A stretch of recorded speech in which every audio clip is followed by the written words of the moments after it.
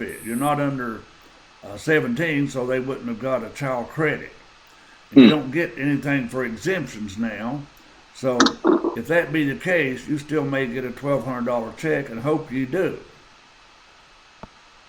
So you'd take it, wouldn't you? Oh, for sure. All right. Go a long way. Okay. But here we've got a $20,000. If we sold it today, we could sell it for a $20,000 gain. So that's what they're talking about on page 731. Here on page 731 says valuation allowance for trade securities and unrealized gain. That would be your journal entry at the top of page 731 for this $20,000 gain in your investment. Likewise, you would record a loss. Now, whatever they call these, this one calls it trade securities. Those securities are pretty much debt and equity securities that are purchased to earn short-term profits from changes in the market price. Okay, you're going to invest for a year or two. That's short-term. You want a profit, short-term profit. Now, when you get over to available for sale securities on page 723, or 732, sorry, it's about the same thing, except you're holding these for a longer term. If you can see page 732, Armor All Company, we have 400 shares in it. We paid 5, but its value is 72. Well, that's a $1,200 gain. Maven Incorporated, we paid 11, but it's only worth 75. That's a $4,500 loss. And then on Powers Company, we bought it for 8. It's worth 10.6. So you got to look at the total of your available for sale securities. We paid 24 for all 3 stocks, and they're worth 25.3. That's a $1,300 gain. Your entry at the bottom of the page is about the same thing for trading securities. Valuation allowance is a debit to $1,300, and unrealized gain is a credit to $1,300. And the only way to learn these is work Cengage, work any exercises I give you and problems, and give them a try. And if this hangout works, guys, it's just if it's 1 or 2 of you, we'll do it every week, and maybe DJ will be home by then and have his book and everything. But if he's stuck in Florida, at least it's maybe better weather than we do, but we're going to be in the 70s Friday and Saturday, so he won't beat us by too much, maybe. Okay, now, pretty much that is the chapter, folks. We do have maybe, there's not even a ratio, there is a ratio in this chapter, dividend yield.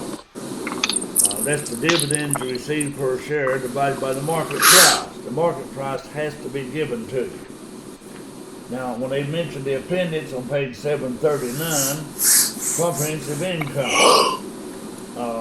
Comprehensive income, of course, unrealized gain we put down on the balance sheet under stockholders' equity and also under the assets. That's all we need to say about comprehensive income.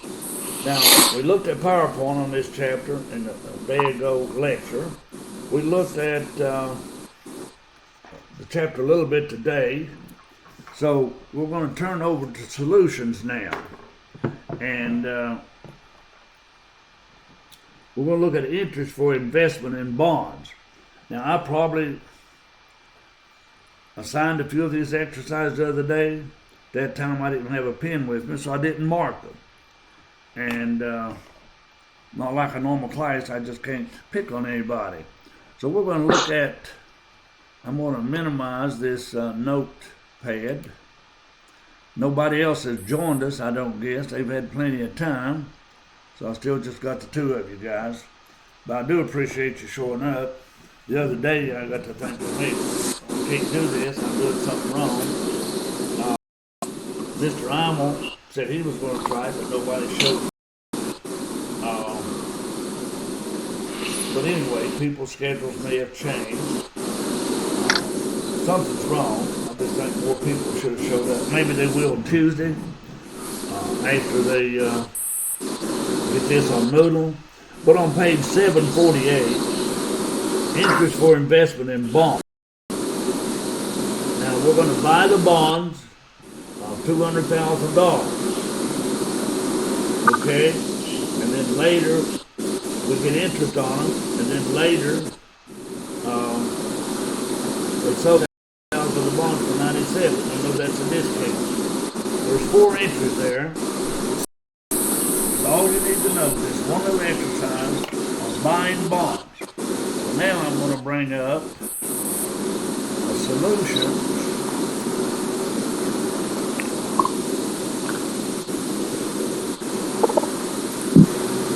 We'll get the hang of this someday, so try to make it as much like class as possible is what would be preferred.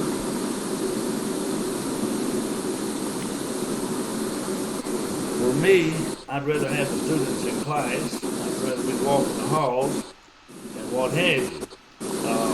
I'd rather be going on with the same. But we never get too old for changes, and this change. Okay, we're going to buy the bonds.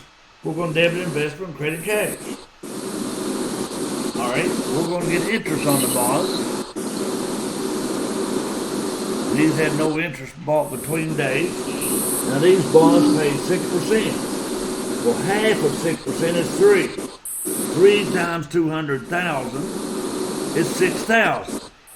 So we debit cash and we credit our interest revenue.